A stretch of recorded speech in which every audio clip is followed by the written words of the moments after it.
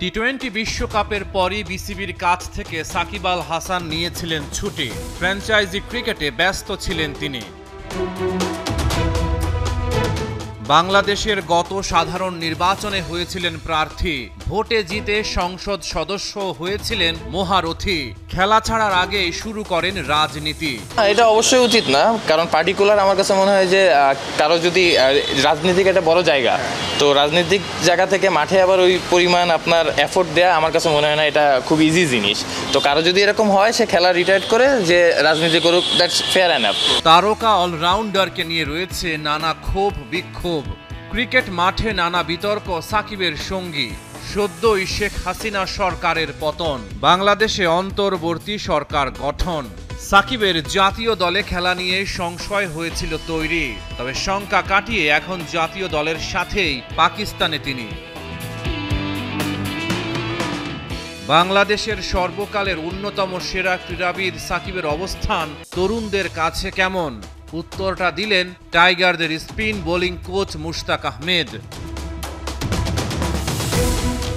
মুশতাক বলছেন, সাকিব, মুশফিক, তাসকিন সকলেই তরুণ ক্রিকেটারদের প্রতি খুবই যত্নশীল।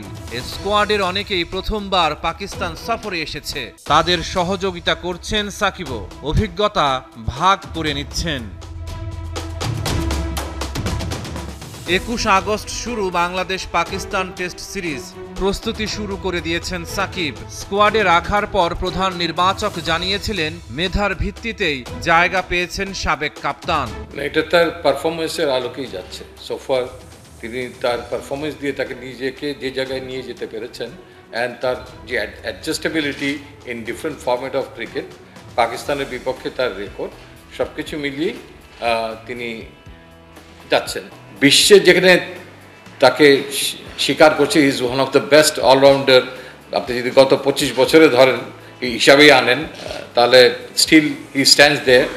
তো আমি সেই মতামতের সঙ্গে যাচ্ছি।